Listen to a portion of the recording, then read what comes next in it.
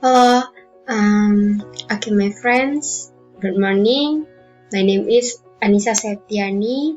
Here, I will show my presentation is Introduction to Ethics. What is ethics? At the simplest, ethics is a system of moral principles.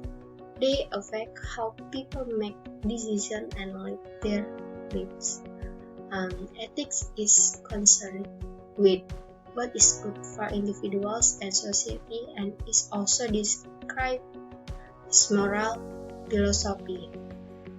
And the term is derived from the Greek word ethos, which can mean custom, habit, character, or disposition.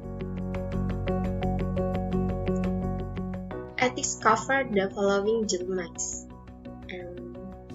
how to live a good life, our rights and responsibilities, the language of right and wrong, and moral decision, what is good and bad. What use is ethics?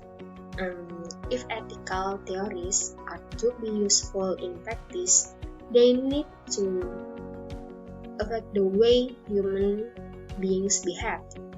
Some philosophers think that ethics does do this. They argue that if a person realizes that it would be morally good to do something, then it would be irrational for that person not to do it. But human beings often behave irrational. They follow their gut instinct even when their head suggests a different course of action. However, ethics does provide good tools for thinking about moral issues. Challenges to morality: 1. Egoism. 2. Relativism.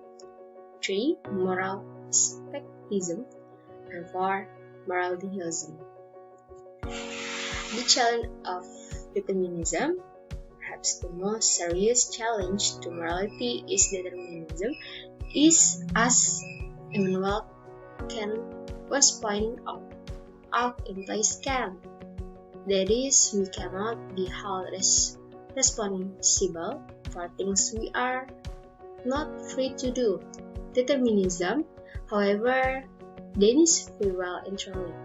We discussed the metaphysics of this in the chapter on materialism. If everything is governed by physical laws, then human beings and our capacity to make decisions are no different.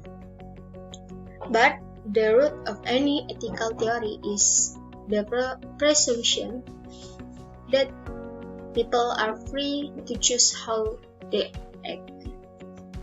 The challenge of existentialism. Existentialism is a philosophy based on the importance of the individual.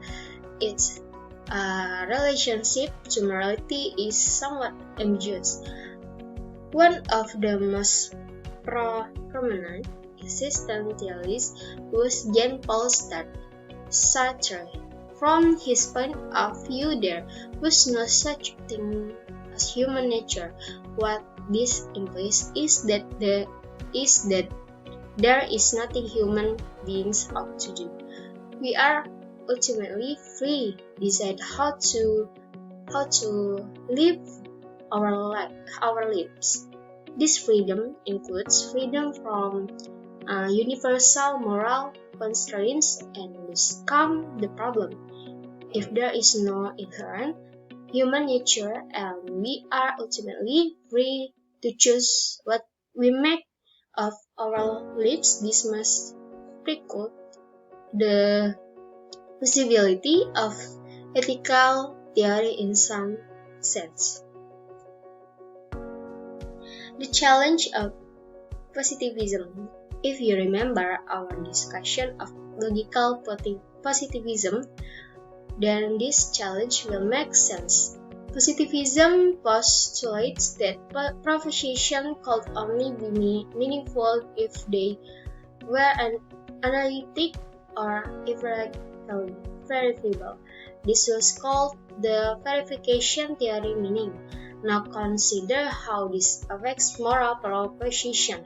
Suppose I say murder is wrong. This sounds like a factual statement, but when subjected to the criteria of positivism, we see that it's meaningless.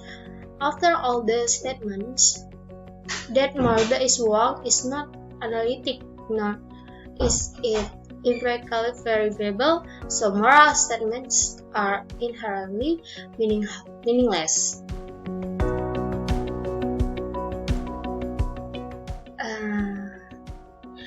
Okay, thank you. That's all my presentation material.